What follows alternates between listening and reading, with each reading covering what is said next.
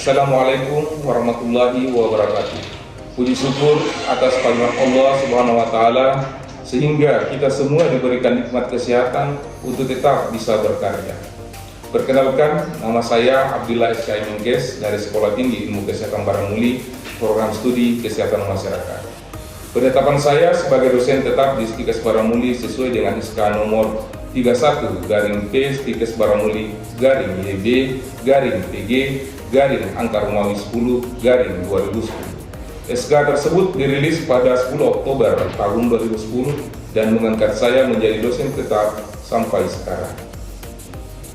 Selama saya menjadi dosen, mata kuliah yang pernah dan sedang saya ampu saat ini adalah 1. Dasar kesehatan lingkungan. 2. Analisis kualitas lingkungan. 3. Surveillance kesehatan masyarakat. Dan yang keempat, pengendalian vektor. Pada salah satu mata kuliah yang saya ampu yaitu dasar kesehatan lingkungan yang memiliki bobot 2 SKS, saya menggunakan metode pengajaran yaitu pemaparan materi, diskusi, dan tanya jawab. Pada saat tatap muka pertama, mahasiswa saya beri penjelasan tentang pentingnya mata kuliah yang akan saya sampaikan sebagai substansi pokok yang harus dikuasai oleh seorang sarjana kesehatan masyarakat yang nantinya setelah lulus menjadi terampil dan kompeten dalam memberikan pelayanan kesehatan di masyarakat.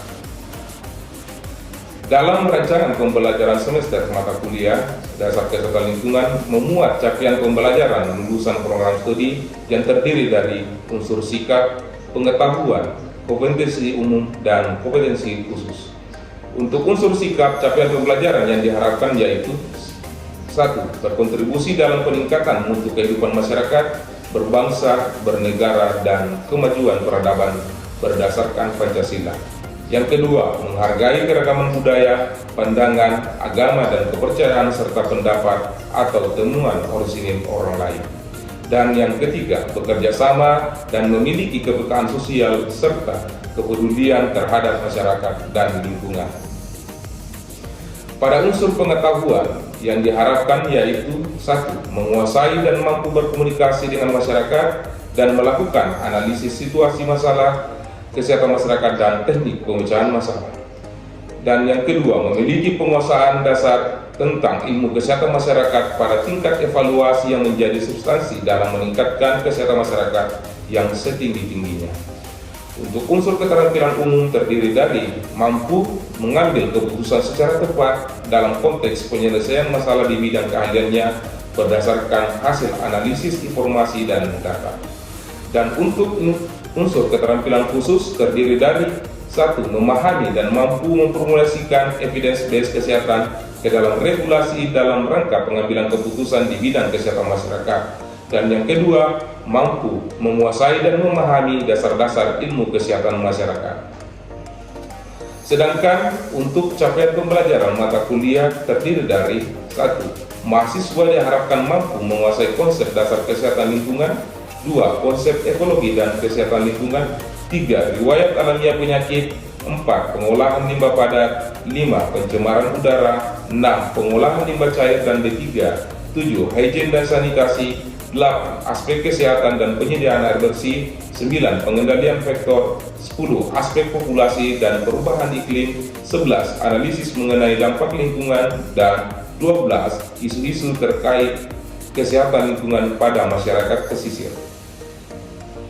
Sedangkan untuk penilaian pembelajaran mahasiswa, saya menggunakan 3 kategori penilaian, yaitu penilaian umum yang terdiri dari penilaian kehadiran, keaktifan, kesopanan, dan kerapian. Kedua, penilaian khusus terdiri dari penilaian kuis, mid-test, dan final test. Dan yang ketiga, penilaian studi kasus yang terdiri dari penilaian lembar kerja kasus, keaktifan, kerjasama kelompok, kemampuan menyampaikan gagasan, dan tata krama dalam diskusi. Demikian uraian singkat tentang profil saya dan untuk proses mengajar yang saya terapkan dapat dilihat pada video selanjutnya. Wassalamualaikum warahmatullahi wabarakatuh.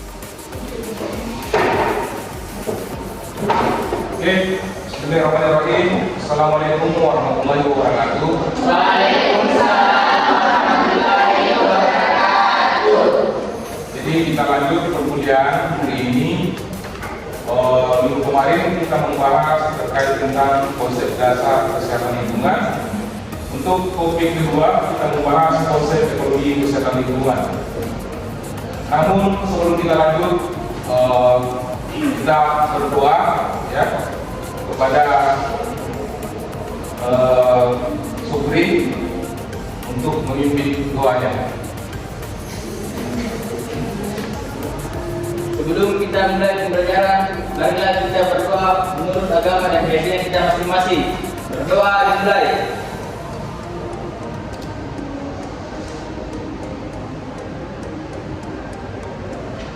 Amin. Doa selesai. Sudah disiapkannya? Sudah.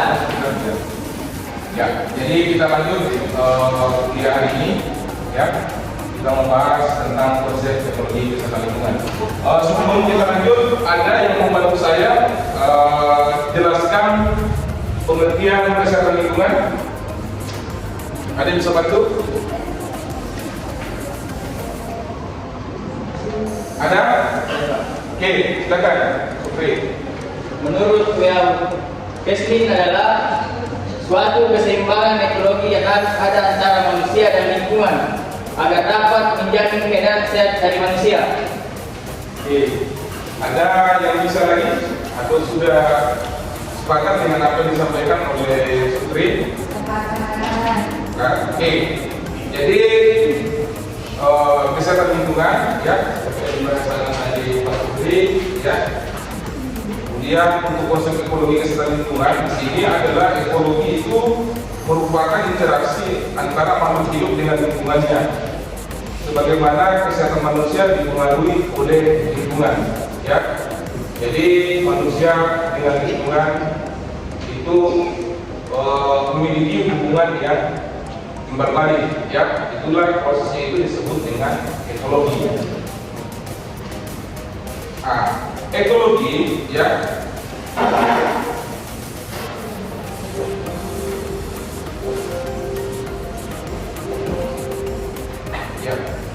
Ekologi itu berasal dari kata logos dan logos, di mana logos itu berarti rumah atau tempat tinggal.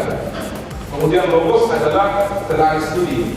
Kalau digabung dari kedua kata itu, maka ekologi berarti ilmu yang mempelajari hubungan timbal balik antara makhluk hidup dengan lingkungan. Ya. Ini ada segitiga etimologi, ya.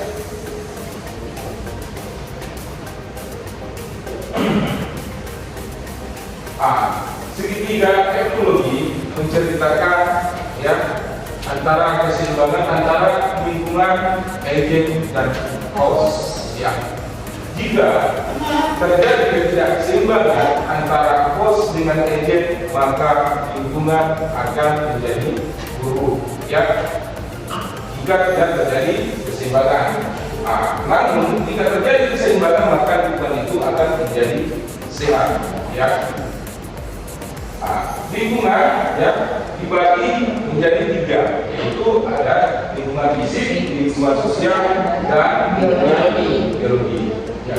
Lingkungan fisik itu seperti halnya air, udara, tanah, iklim, geografis, perumahan. Ya.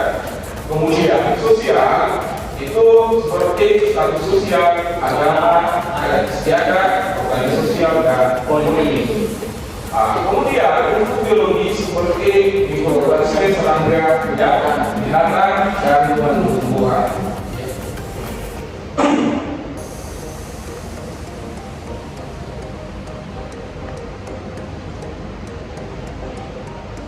Korelasi antara ekologi dan kesehatan lingkungan. Keberlanjutan lingkungan alam yang sehat sangat penting pada kesehatan manusia. Perubahan dalam ekosistem dapat berdampak pada kesehatan melalui penyebaran penyakit, kehilangan sumber daya alam, dan perubahan iklim. Jadi lingkungan dan ekologi itu sangat berkaitan, ya. Ini ada video.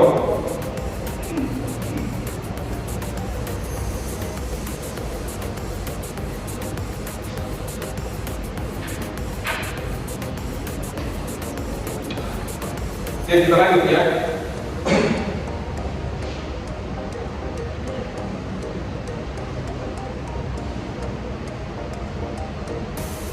Oke, kita lanjut. Faktor-faktor lingkungan yang mempengaruhi kesehatan manusia. Jadi ada beberapa faktor yang mempengaruhi kesehatan lingkungan. Ya. Yang pertama itu adalah pencemaran udara, pencemaran air, dan pencemaran makanan. Ya. Pencemaran udara ya dapat menyebabkan gangguan pernapasan pada penyakit kardiovaskuler atau penyakit pernapasan. Ya. Seperti halnya pabrik-pabrik yang ada di kota-kota besar, ya, nah itu bisa menyebabkan polusi udara. Nah, kemudian pencemaran air jika perusahaan-perusahaan atau industri-industri itu membuang limbahnya tanpa diolah ke sumber air atau saluran air, ya, itu yang bisa menyebabkan pencemaran air. Kemudian pencemaran makanan terkontaminasi dapat menimbulkan penyakit infeksi, ya.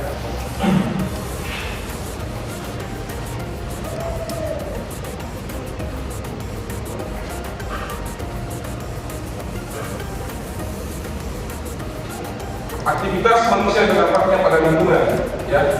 Pencemaran lingkungan dari sumber seperti industri, transportasi, dan limbah domestik dapat menyebabkan berbagai masalah kesehatan termasuk penyakit pernapasan, kanker, dan gangguan sistem saraf. Seperti halnya industri seperti yang saya jelaskan tadi, ya, pertanian, pestisida itu bisa menyebabkan pencemaran, baik itu pencemaran terhadap tanah maupun pencemaran pada saluran air, ya. Kenapa bisa? Ya karena pertanian sekarang ini itu banyak menggunakan bahan kimia, ya. Jadi dari bahan kimia itu bisa mencemari saluran air dan mencemari tanah. Kemudian ada tambang dan pariwisata. Apa yang terjadi jika ekosistem itu tidak dijaga? Yang terjadi penyebaran penyakit, ya, kemudian krisis pangan dan ekosistem yang tidak berkelanjutan. Pengajuan ekosistem dapat meningkatkan risiko penyebaran penyakit, termasuk pada hal yang terjadi tahun kemarin, yaitu coronavirus 19. Kemudian krisis pangan rusaknya ekosistem dapat mengganggu produksi pangan dan menyebabkan kelaparan. Ya, penggunaan pestisida berlebihan akan menyebabkan tanah tidak menjadi subur. Karena apa? Karena mikroorganisme yang ada di dalam tanah itu bisa mati atau bisa kena dampak dari penggunaan pestisida yang berlebihan, sehingga menyebabkan tanah itu tidak menjadi subur. Ya, nah, kalau tanah tidak subur, maka otomatis, ya, akan terjadi krisis pangan. Ya, akan terjadi gagal panen sehingga menyebabkan krisis pangan. Ekosistem yang tidak berkelanjutan, ekosistem yang tidak seimbang dapat menyebabkan penurunan keanekaragaman hayati dan kehancuran habitat. Lalu bagaimana caranya, ya, untuk menjaga lingkungan itu? Ya, pertama harus ada penegakan hukum untuk tindakan yang efektif dalam menerangi fungsi dan kerusakan lingkungan. Ya, sekarang sudah ada undang-undang lingkungan hidup. Ya, kemudian yang kedua adalah penanaman pohon. Pernah masih ingat, ya, dulu di Sulawesi Selatan ada program satu orang satu pohon. Ya, masih ingat itu, ya. Itu adalah salah satu bentuk untuk melindungi lingkungan yang kita tempati sekarang ini.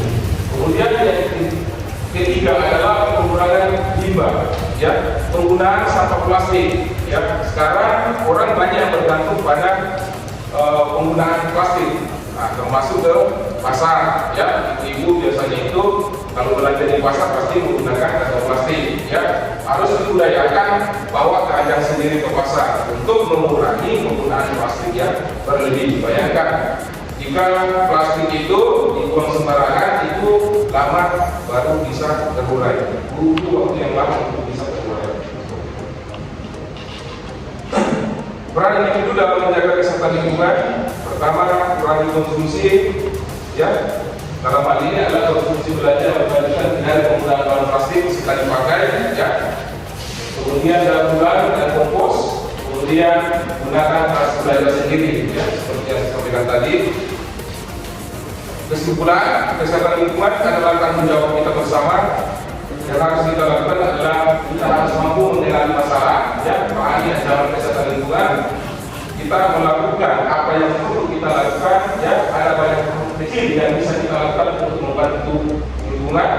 Kemudian yang ketiga adalah bahwa perubahan dimulai dari diri kita, ya, untuk bisa berkontribusi dalam penyihatan lingkungan. Demikian, ya, pertemuan hari ini. Jika ada yang mau ditanyakan, silakan ditanyakan.